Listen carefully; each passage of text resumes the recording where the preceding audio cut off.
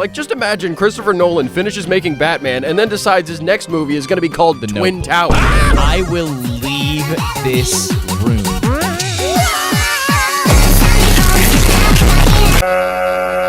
Ho, ho, ho, it's that time again. Danno Cal Drawings. I am just genuinely excited. I'm very excited and happy to film this. I just know that the next 20 to 30 minutes of my life are going to be enjoyable because I'm watching new Danno videos. Are you excited? Because I'm excited. Mario, are you excited?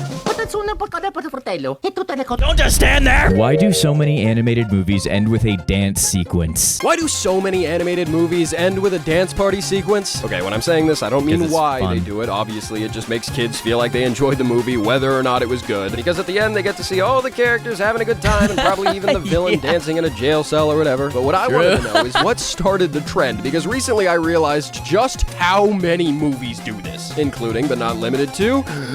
Megamind, Chicken Little, Horton, Charlie Brown, Coco, The Angry Birds movies, Zootopia 1 and 2, Minions, Despicable Me 1, 2, and 4, Hotel Transylvania 1, 2, 3, and 4. A number 9, a number 9 large. Listen, I'm not saying it's always bad. Sometimes it fits, all right? Coco was about music, so sure, Everybody Wants to Rule the World was a bunch of villains, perfect, but it can also just be terrible and come off as lazy.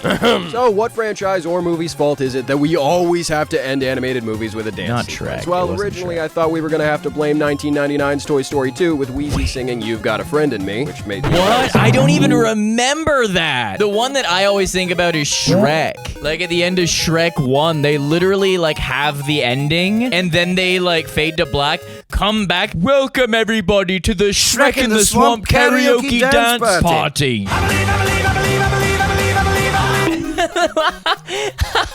See, I told you. Hi, everybody, and welcome to the Shrek in the Swamp karaoke dance party. Actually, you know what I think it was? It was because on VHS, I literally own this movie on video cassette tape. I don't know what VHS stands for. And it's a VHS, you can't have bonus features or whatever, so they just put it in at the end. And maybe that's actually not how the movie ends. But actually, the culprit can be tied to a movie that came out just 2 years later, Shrek. Listen, we all know that Shrek has a major cultural impact today, but you do not understand just how massive this movie was back in the day. Being one of the first big examples of made for kids with adult-level jokes and being an anti-Disney movie all around. And because it was so huge and ended with I'm a Believer's dance sequence, so many movies have since copied it, but they don't know how to end their movies or if they just want an easy way out. Although I will admit, funnily enough, the worst Shrek movie is the only Shrek that doesn't end with a dance sequence. Yes! So, yeah, now you know. Oh my gosh, we are one video in and we are in sync. We are locked in. Oh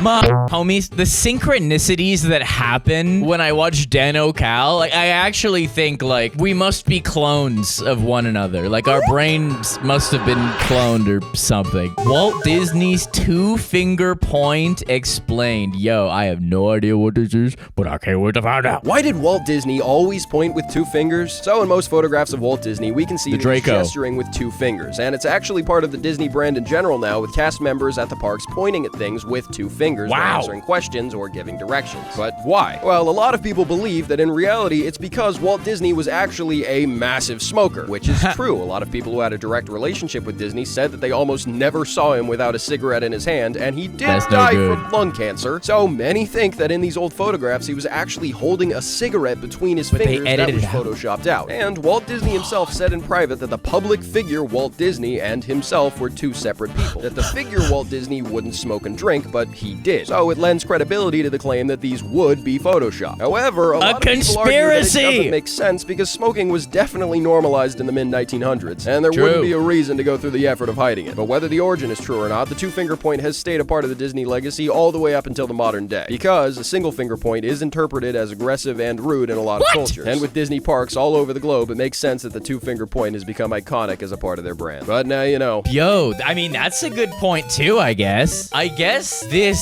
seems more casual and chill than this. Sorry if this is a macro aggression, homies. That's messed up. Do the two-finger point, now I'm chilling. This, aggressive! Arrest that man! Arrest that man! Captain. Yeah, now we're chilling. Yo, chill. Yeah, chill. Chill. Did I like the Mario Galaxy movie? Yo, this has been controversial. What's the word, bro? I just watched the Mario Galaxy movie, and here's my thoughts. Listen, y'all already know that I've been a Mario fan all my life, and that Mario Galaxy is not only one of my favorite games ever, but one of the first video games I ever played. Stop! Like You're making me feel so old. Did the movie live up to the insanely high bar? No. To be fair, I don't know how anything could have lived up to this masterpiece of a game, but listen, I still liked the movie. But I will say it was entertaining in the same way that playing with action figures is fun. I loved the characters, and what they were doing with Bowser and Bowser Jr. was my favorite part, but the issue is that it feels like there's just so little of all the characters interacting in the movie aside from a few small lines and jokes. For example, I mean, I know Toad was there like the whole movie, but it felt like he was actually only a character for like 2 minutes. Less Toads? So far, you're selling me on it, bro. So far, you're making me want to see it. Only a character for like 2 minutes. Like, I love all of you, but I want to see more of you and your dynamics between each other instead of fighting or running around every 2 seconds, which, again, it's entertaining, but I remember sitting in the theater thinking, wow, what they're doing looks fun. I wish I was playing a Mario game right now instead of just watching one. Oh. So my conclusion is, you know how Martin Scorsese says that Marvel movies aren't real cinema and it's more like going to a theme park? Well, that claim is stupid. These are cinema, but the Mario movies? Yeah, perfect for the theme park argument, because it really feels like it's just this part of Endgame extended for 2 hours. It's one big cool hype moment. The takes are flaming hot. Danno, I'ma just let you cook on this one. It's one big cool hype moment, which is fun, but the characters are desperately fighting to have the tiniest moments in between. Because to me, this felt like DLC to the first one instead of a whole nother thing. Also, come on, why did they reveal Fox 1 week before the movie came out? That would have been such a cool reveal in the theaters. Sorry for another Marvel reference, but that's like if Deadpool and Wolverine kept Chris Evans' Johnny Storm a secret all the way up until just 1 week before the movie came out and slapped him on a poster. Like, seriously, come on. Ugh, anyway, I'll probably do another video on my second channel soon about how I would fix the Mario movies, but for now, yeah, now you know. I just watched the Mario Galaxy movie. Now you know that I just watched the movie! But I guess now you know. So I just watched the Mario movie. Yeah, I haven't seen the new one because it's the ever-long issue that I have of I spend all my time making these videos. I don't go to the movies. I don't do things because I spend too much time working on my videos. It's hard. Can you lose your arm by sleeping on it? Huh? Can you lose a limb by sleeping on it? You know how if you sleep on your arm the wrong way, then when you wake up, sometimes you feel a pins and needles feeling, or sometimes you just have no control over your arm at all until blood finishes rushing back into it? Oh my gosh, I forgot about that part of the movie. So I was curious if it's possible to completely lose a limb by sleeping on it wrong, because I was starting to get afraid of that possible, yes, likely no. The answer is yes. Okay, so what I found out is that normally sleeping on your arm wrong just causes you to press on or stretch your nerves a lot and lose blood flow, and normally our bodies usually know that something is wrong enough for us to wake up before any major damage is done. In most cases, because sometimes people can end up in a situation called Saturday night palsy moment. Asleep on their limb while either intoxicated or on a heavy amount of scars, where they sleep through any uncomfortable feelings, which can lead to permanent or long-term nerve damage that can either take weeks or months to recover, and in some rare cases could actually lead to the loss of the entire limb itself, which is terrifying. So anyway, if you wake up and your arm's feeling hasn't returned to normal after a while, yeah, go to the doctor. Now you know. So now you know you could lose your arm! Yeah, so anyways, like the video if you want to see more, and now you know you could have your arm cut off! This is beyond one of those, now you know. That's a pretty big deal, I would say. This is a great moment to advocate for sobriety and healthy choices and not being in a substance-induced state of being passed out. I can't say I recommend that. But, Danno, you're gonna scare some of the younger ones with this one, I think. I think I've said this before. I had one morning when I was a kid when I couldn't use my legs, and I couldn't use, like, I straight up couldn't use my legs for, like, most of the day. I think they determined I had some viral infection or something like that like, went away by the end of the day, but, like, I had a day where I couldn't use my legs. And here I am. Look, they're still here. Did you see them? Did you see my leg? Why words like color changed spelling? Yo, this matters to me. Because as a Canadian, I spell it color with a U. There's an actual reason words like color are spelled differently in the US versus the UK. And it's not just color, it's tons of words like canceled to canceled, program to program, mold to mold, etc. But what you'll notice is that almost Wait, sorry. No, sorry. I thought he was saying, yeah, program. Another thing that's about, like, Europe and Canada, but not in the States is like words like process. Like we say process and Americans like exclusively say process. Project. Anyways, he said program, and for a second my brain didn't work properly and I thought it was one of those things. But what you'll notice is that almost every United States version of a word is shorter than the UK. So why? Is it just because Americans are idiots and need smaller Paper words? was expensive. Yes. Okay, so there's a lot of misinformation out there that Robert McCormick wanted to save money on printing for the Chicago Tribune newspaper, so he shrank words to print less. Makes That'd be sense to crazy. me, except for the most part, that's actually false. While yes, it was Robert McCormick who initiated a lot of word changes from British English, it's actually just because a large portion of American writers wanted to further distance themselves from those royal Brits and specifically use simpler language that made more sense. Although it's definitely up in the air if they accomplished that or not. I mean, some words were good changes. Randomly taking away like 1 or 2 letters from like 100 words out of the 30,000 that we have. What's the point, bro? Because a large portion of American writers wanted to further distance themselves from those royal Brits. You're literally just trying to be cool. What? Why would they change the language? Because a large portion of American writers wanted to further distance themselves from those royal Brits. You have inconvenienced generations of humanity. We have a language where some words, you could speak the exact same language, but they're different.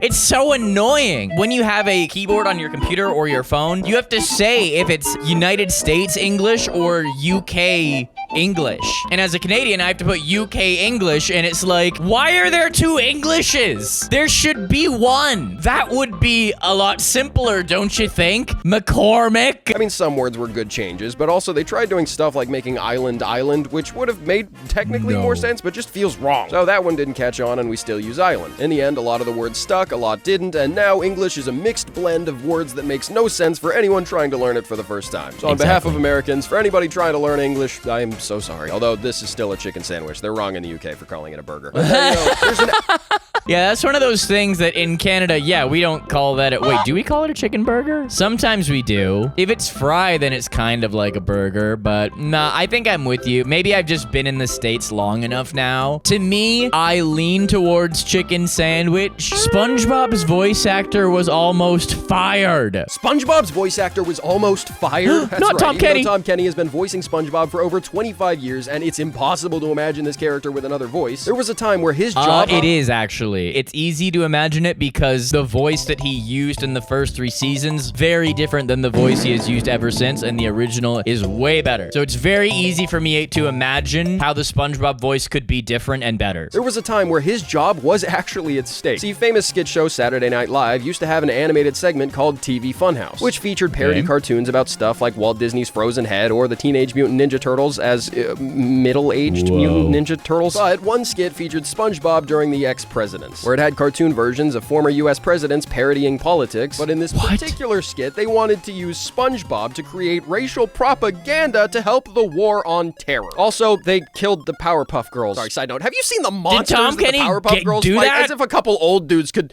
Yeah, never mind. Anyway, I'm not going to describe the whole skit here because it's troublesome even for 2003, but what's insane is that Tom Kenny agreed to actually voice SpongeBob for the skit. And yeah, I mean, if a kid didn't know better, they might think that it was the real SpongeBob. And it got so bad that Nickelodeon reportedly almost fired Tom Kenny for doing it. And they immediately tightened his contract so that he couldn't perform as SpongeBob in any other media unless they specifically approved. Bro. So yeah, now you know how. Oh my gosh, I never knew that. I've said this a million times and I've made it very clear in my videos for my entire life now. I have memorized the first 3 seasons of SpongeBob. It is my favorite cartoon of all time. Everything after that can die, but everything before that, great. But I literally never knew that. Yeah, you know what? This is a pretty interesting thing to think about because on one hand, I'm like, the system, do what you want, man. Blah, blah, blah, blah. Yeah, do your thing. But then at the same time, I'm like,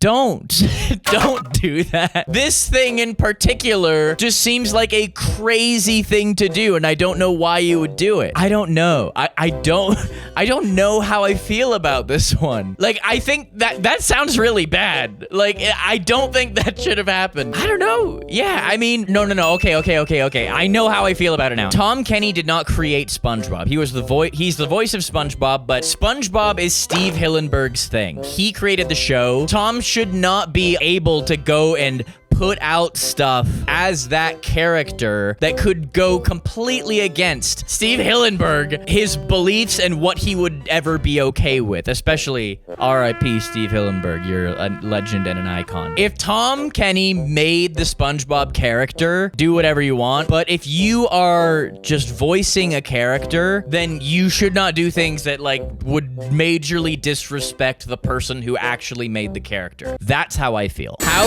Riggy is in Sonic Racing? Is this real? Riggy is now in the new Sonic game? That's right, Okay, I can't do this while you look like that. Surely we still have some cutouts somewhere. Surely you can get canceled for calling a cripple ugly. You're not a cripple! Oh! You get yourself hurt all the time. I'm not I wanna know if this is real. Okay, just go find the cutouts. We're using those instead today. Fine by me. Anyway, a bit ago, someone sent me this video of Riggy in the recently-ish released Sonic Racing Is it a mod? Crossworlds, and honestly, he doesn't look too out of place next to people like Pac-Man and Minecraft Steve. This has to be a mod. At first, I thought it was just a cool edit, but no, it's actually a fully-fledged, insanely cool mod. But that's not all, because I managed to get in contact with the person who made the mod, and not only is he super cool, we also talked about recording new official voice lines for the mod, which I did. So today, I'm going live, streaming the brand new version of the mod with the newly recorded dialogue to make it fully official. Honestly, this is just insane. Dude, I love that. That is sick. Guys, on YouTube these days, there's not a lot of magic left. There's not a lot of creators on YouTube who truly provide us with magic moments. I love that. That's awesome. I don't have any witty commentary for this. That is just so cool. I love that for you, Danno. The truth about this actor. Jim Carrey. Canada? Wow.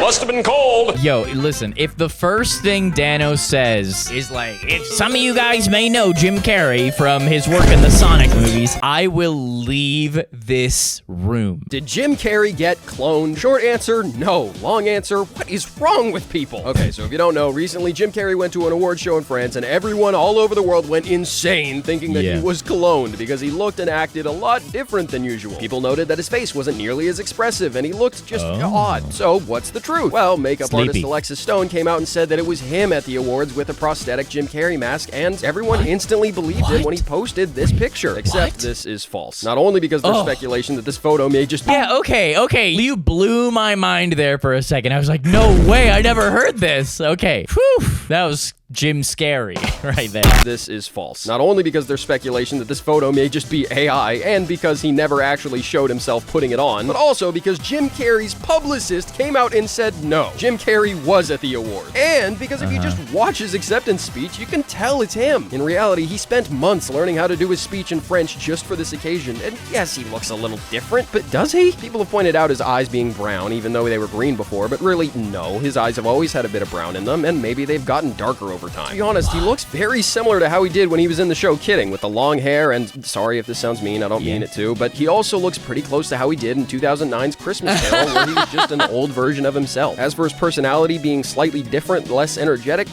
man, you never know what somebody's going through. Dude, a fella can be sleepy. People are allowed to get older, and maybe he has gotten some surgery done, but it's crazy that this is what people are focusing on right now with everything else going on in the world nowadays. Although, to be fair, a lot of what else is going on is just proving a lot of conspiracy theories, right? So, But, I mean, clones, really? I don't know. I don't think Jim Carrey's one, but okay, you know what? We'll see. But now you know. I'm gonna keep it real. I'll be this far into a Danno video, and I'll know exactly what I want to say and talk about, and then the now you know loop happens, and I'm completely thrown off my train of thought. I just want to put it out there right now. Yeah, it looks like this plus a little bit of, you know, a little bit higher body fat percentage at the award show. That's what that looks like. To me, it just looks like he put on a little bit of weight.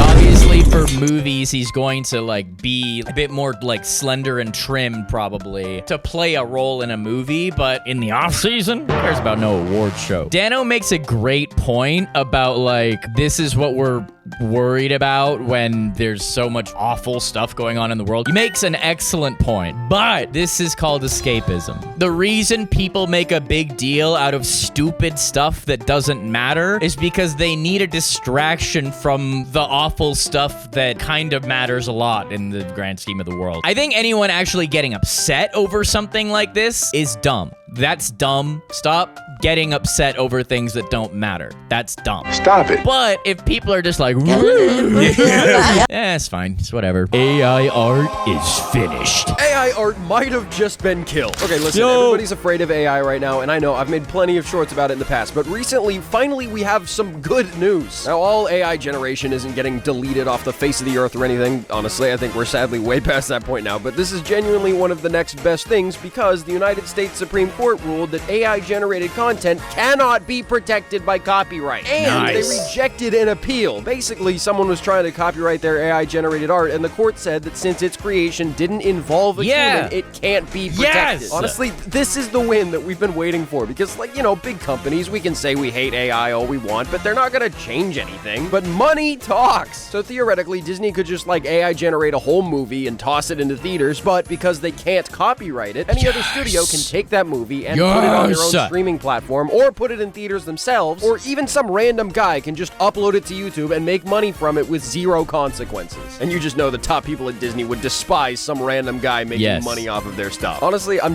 really excited to see how this changes things, because, like, for the first time in this entire AI war, I feel kind of hopeful. But yeah, dude, that's great. And I think that's applying to music as well. I think they're doing something similar with music because that's a major concern. Because one thing that a lot of people have done is people will make music and then, like, not copyright it, and then someone else will AI generate something very similar, put it into a copyright system, and then steal the other person's song.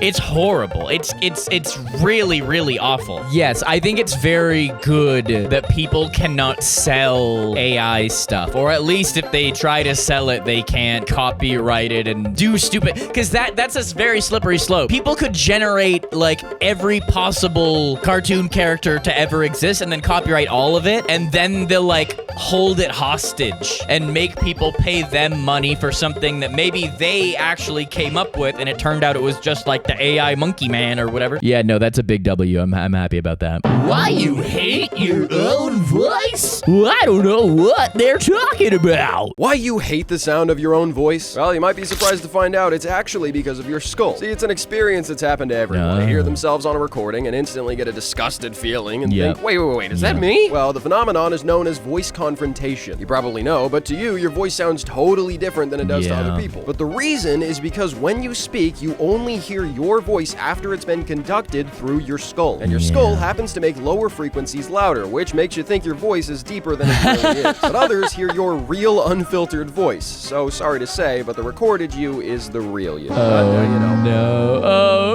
No, bro, that's crazy. Well, no, here's the thing. Recorded isn't exactly that accurate because, first of all, this is running through a compressor. I don't speak with this level of consistent volume at all times, especially if I'm in real life and I'm turning around. My voice is not the sound waves are not going to come at you as consistently as they are as I'm speaking into this mic. So there are little differences when you hear a person in person versus over a microphone, but I know that's not what the video's about. Yeah, when I first heard my voice in a microphone, I hated it, and I wanted to throw myself into a volcano. But at this point, I can't afford to hate my voice, so I have to like it. I think it's fine now. I think my voice is okay now. But it was bad when I was just a wee autistic boy who just had no concept of practicing sounding normal. I would just sound really weird all the time. I hated it then, and I'm glad that I am better now. How Pepsi stole Coke's mascot? Yo, no way, bro. Pepsi just stole Coke's mascot, but honestly, I'm on their side. Okay, if you don't know, Pepsi versus Coke was a massive advertising campaign back in the 70s and 80s where the two brands fought to be the better soda. And Coke was always the champion while Pepsi was the fighting underdog. And while every now and then there's still a few jabs at each other, for the most part, the war died out until last week when Pepsi released this ad, stealing the famous Coca-Cola bears and having them choose Pepsi instead. Okay, big deal, right? Well, yes, for one reason, it's actually animated. See, for the first time, Pepsi can actually come out on top because Coke has famously been trying to use AI ads for the past year. And the simple fact that there's no AI in this Pepsi ad already has a lot of people on their side. Although, let's get real, it's gonna take a lot more than that for people to choose Pepsi over Coke. Like, for example, Pepsi Man, come on, Pepsi, bring him back! But hey, to be fair, look, this is a Coca-Cola 3D animated ad from like 20 plus years ago. They've been animating. Are we just abandoning all of our appreciation of Coca-Cola's lineage of 3D animation, we can act like that didn't happen, Danno? You just put it right there. So I appreciate that. I guess you're allowed to switch soda brands that you like as many times in your life as you want. I'm just saying, if you want to switch over to Pepsi because you don't want to support AI, I vibe with it. But if Coke redeems themselves,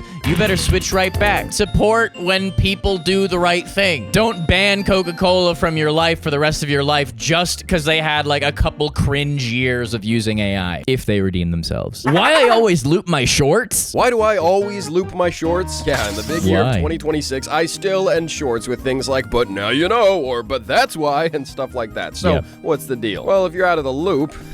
No, not funny. Apologize. Yeah, sorry. If you don't know, back when shorts first started blowing up, nearly everybody would try to loop them as an effort to get people to rewatch the shorts over and over again. Yeah, that don't work. That don't work, bro. Like, when the first time I heard a perfectly looped short, it like blew my mind, and then the second 2 times, I was like, whoa, pretty cool. But now I know that when I watch a short that does loop into itself, in my brain, I'm just like, yeah, I see what you did there. Danno, I get it, because that's his style, and it's been his style. Totally cool. He doesn't think that he's blowing my mind by doing a loop. In the big 2026, yeah, if you do put a loop in and you're trying to be clever about it, I ain't into that. Try to loop them as an effort to get people to rewatch the shorts over and over again. Because the longer people watched your short, the better it would hit the algorithm. And while the loops were cool when it took effort, for like a Zach King Magic short where the loop was seamless, for a lot of YouTubers, it just seemed tacked on like a cringy way to milk more views. Which is why, over the years, most YouTubers stopped doing it, except for me. So why? Is it because I just shamelessly love views and money? No, that's his job. Hey, screw off! By the way, all the Riggy merch is gone, but you can still buy the plush! Ow! For me, it started. Mine's so coming in the mail. Shorts together in long-form compilations. And even though when I tried it, it worked out seamlessly, I just ended up never making those compilations. But the reason I still do it is just because of 2 things. 1, loops are satisfying when the colors and objects line up perfectly. It's just a personal thing. But 2, I think I've started to see it as more of a catchphrase. Whenever I don't loop a short, I notice a couple people who say it's unsatisfying or how they miss what I say, but now you know. And I think that's kind of cool. It's like how old YouTubers would have their iconic sign-ons and sign-offs. Yeah. Like, hi everyone, Dan here, or how's it going, bros? Or hello, everybody. My name is... Okay, you get it. But Yo, not bad, not bad. Hello, everybody. My name is Markiplier here, and I am playing Five Nights at Freddy's 2. Hello, everybody. My name is Markiplier, and I am officially... How's it going, bros? My name's PewDiePie. Barrels! But most YouTubers don't have that now, especially YouTubers trapped in shorts, barely having enough time for all this information as is, unless you're Johnny saying YouTube at the end. But even though me saying, but now you know, is never gonna end up iconic or anything, it's just like the graph paper, where it's still just nice to have something you might remember me by when you eventually stop watching me and randomly remember I exist in like 20 years. And obviously, I'm not really trying to trick anybody into watching my shorts more than once. I like to think it's pretty clear when a short of mine starts over with a big flashy red text and my loud, this thing is happening voice patterns. Maybe if you guys get tired of it, or if I feel different, I'll stop looping them in the future. But in the meantime, now you know. What? Yo. Dude, these are fire. These shorts are fire. Danno, your shorts are on fire, bro. They're literally on fire. Get the extinguisher, baby.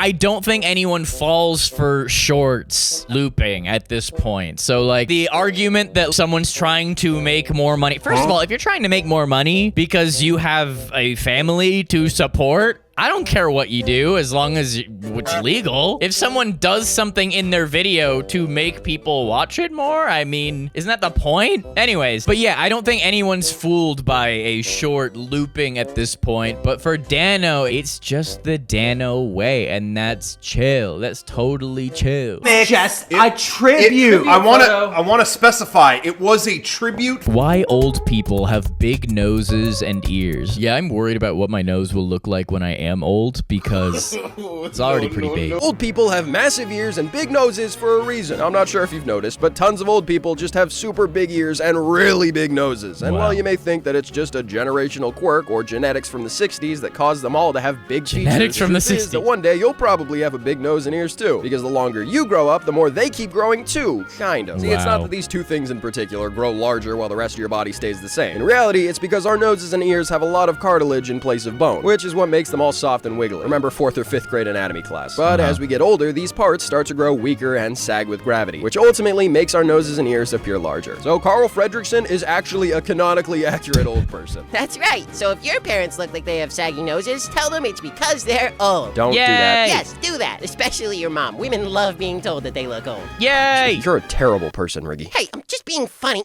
Geez, your generation can't take a joke. You're only 3 years older than me, Riggy. What do you... Yeah, what the heck, Riggy? Gen Z, you're part of my now you know why. Old people have a big old nose on their face and a couple of big old ears. Hey, how many channels you get on them things? Old person?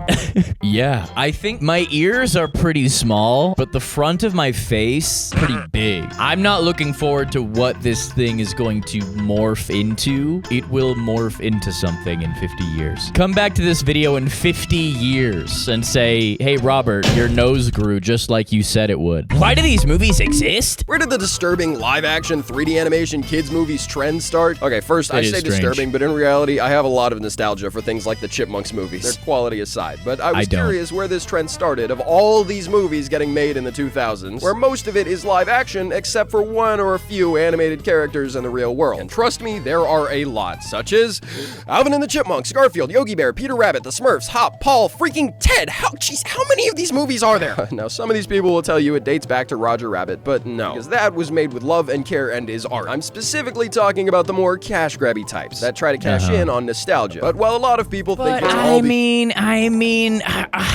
I think it's easy to think that the animated movies that are coming out when you are in your 20s are cash grabs. But dude, the Chipmunks when you were a kid was a cash grab, just the exact same way. I think the Chipmunks is exactly like what you're describing now. I think it's just, honestly, we look at things differently when they come out at a different age of our life. That try to cash in on nostalgia. But while a lot of people think it's all because Alvin and the Chipmunks, and while that's kind of true, jeez, look at those numbers. The trend really started with these. The live-action Scooby-Doo movies, written by the director of the Guardians of the Galaxy movies. Scooby what, really? No, here's the thing. The characters were like human proportions. Like they weren't like cartoony characters. So it made sense to have a live-action Scooby-Doo movie. That didn't seem weird. Written by the director of the Guardians of the Galaxy movies. Scooby what, really? Okay, wow. Yeah, wow, James Gunn. And while most of these movies are pretty good, mostly because of the GOAT William Afton, Purple Ghostface, Matthew Lillard, they're also at fault for showing studios that tossing a nostalgic IP into a simple live-action movie formula could give you money.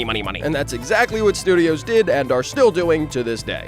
But True. you know. Yeah, that makes sense. Yeah, I think most of those movies are like only really enjoyable if you're like the right age when they come out. Because I have fond memories of those Scooby-Doo movies, but I bet if they came out now, I'd be like, what the heck is this? This is stupid. Why all hospitals have a snake logo? Why does every hospital have this snake logo? Okay, so if you haven't noticed, tons of hospitals, ambulances, or first aid signs all share this logo with a snake wrapped around a staff. But why? Wow. Well, while there's a small debate, there's two most likely stories. First is the belief that it comes from the Greek god Asclepius, who was a healing hero and had a staff with a snake coiled around it. Sanctuaries of healing were built all around Greece with the symbol so they could easily be recognized. The other idea comes from the Christian Bible during the Old Testament, where God had sent a plague of snakes on the ancient Israelites. But God also made it to where whoever looked upon Moses' staff with a snake symbol on it would be healed from snake bite. And while either of these stories could be true, historically, a lot of cultures just have snakes as symbols of healing and renewal. So that was a lie. Well, some cultures think I'm snakes with you, represent Riggy. evil, temptation, and death. And you know. Those two stories, they make it sound good, but snakes are definitely not like general symbols of healing in our modern world. All they do is bite and eat, and that's all they do. So I think those old school explanations make a lot more sense than snakes are seen as a healing thing.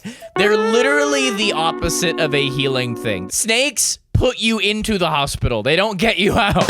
You know what I'm saying? Robert, I have a ball python and it doesn't do that. Okay, your ball python's fine. The Titanic movie is strange. The Titanic movie is really freaking weird. Sorry, just It as a is. concept, how is one of the best performing movies of all time literally just a fan fiction about a bunch of people dying? I know that's an oversimplification, but it's kind of funny, right? If you didn't know, Jack and Rose were just completely made up for the movie, but like, I don't know. I don't have a problem with it or anything, but I think it's just kind of of goofy. Like, tons of real people died because of this scary ship crash. Yes. But James Cameron wanted to instead make the movie about his two OCs drawing each other naked and T-posing off the front of the boat. And he had already made Terminator at this point. Like, just imagine Christopher Nolan finishes making Batman and then decides his next movie is going to be called The Twin Towers. And it's about two made-up people called John and Ariel falling in love and then a plane flying into their building. All right, you know what, Danno? It took me a second to get with you on this one, but I'm with you. You make a phenomenal point. It's basically the same thing. Like, the Titanic was nothing but a horrible tragedy until the movie came out, and then there was love attached to it. You make a really good point. Falling in love and then a plane flying into their building. And then he goes on to make a movie where cat people do it with their hair. I'm sorry, is James Cameron all right? Like, no. Okay, it's not exactly the same thing, but it's pretty close. A lot of scary death and then two people just being in love in the center of it all. I mean, to be fair, there was an 85-year gap between the ship sinking and the movie coming out. So, yeah, hey, prepare for this movie to come out in 2086. Yeah, I just thought it was kind of funny that... I agree with that. At first, I was like, Danno, that's not the same thing, but when you think about it, it's kind of the same thing. Same.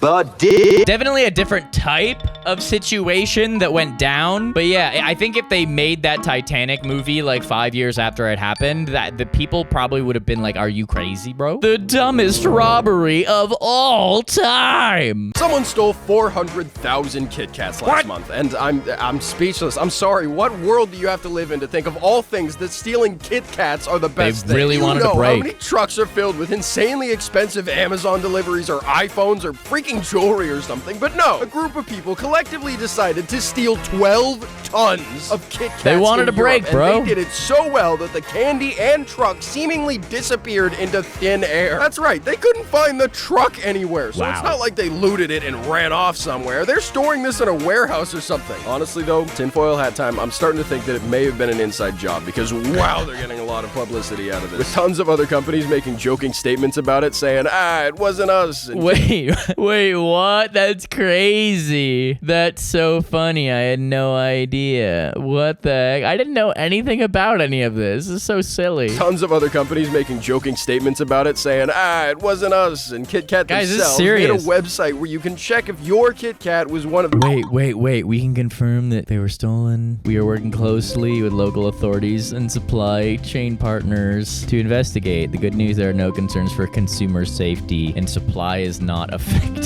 Yeah, guys, thank goodness that KitKat confirmed this. Hey, guys, don't worry. A KitKat truck being stolen is not going to result in a man in a mask coming to your house. That's really good that they did that. Themselves made a website where you can check if your KitKat was one of the stolen ones by scanning it, although... What? Yeah, I don't think they're selling them. I think they could have just as easily stole something expensive. So I swear it's really just four guys who were sitting on a giant pile of KitKat wrappers. And man, wow. The only thing that was shocking about this, though, was that it happened in Italy and not in America, because this definitely sounds like something one of us idiots would do. Yeah, now you know. Dude, if there's a whole website for it and all that stuff, I mean, like, I don't know, man. That does kind of sound like a thing that the company would do just for the hype of it all. Trucks go missing. I feel like that's a thing that happens and we don't hear about it. Is this really like one of the first times this has happened, so it's a big deal? I feel like this has happened. And also, are there even trucks that are only KitKats? Is that a thing? Like, this is from Nestle. Nestle must have like a bunch of different candy. Well, they do have a bunch of different candies. Wouldn't a bunch of different chocolate bars go in the truck together? Or do they have a truck that is only KitKat? I'm struggling with that one. That might be a Kit side job, bro. Why all airplanes are white? I would imagine it's safety related. Why is almost every airplane white? Interestingly, there's actually a bunch of reasons. First, and most obviously, yes, white paint is super cheap, doesn't need a lot of coats, and it doesn't fade easily from being in the sun all day. Like how a car's color gets ugly from baking in the day all the time. And speaking of the sun, another reason is because darker colors absorb heat, whereas white reflects it, keeping the cabin cool. Also for visibility, which is odd considering the sky is full of white clouds, but in any other situation, such as being searched searched for after a crash, or when taking off against a gray concrete runway, it does stand out. Another reason is darker paint is surprisingly heavier as a large batch, which would use more fuel. And white also makes it easier for airlines to lease their planes to other airlines as well without them having to go through a whole repainting process. But one of the biggest reasons is because airplanes need to be very, very safe. And even the smallest damage to a plane could snowball into crashing the whole thing. So white helps to see any and all scratches, tears, holes, leaks, corrosion, dents, whatever, because they stand out so well. Well, I am going to try to look at this with an optimistic point of view. I really feel like the number one reason isn't white paint is cheaper, okay? I really choose to believe that the safety thing and a plane not crashing thing is the number one reason. A little bit more important than the white paint being cheaper. First of all, is it even cheaper? I don't know. I've never heard about white paint being cheaper. But now you know why I like watching Danno Cal so much. I like watching him so much, and if that hasn't gotten through to you yet, then I think you need to watch one of the other videos in this series. Have you seen every video in this series? I honestly bet you haven't. They are fantastic. Or YouTube thinks you might like this video as well, so I'll see you in one of these, okay? Danno's channel is right here. Make sure you're subscribed. Peace out.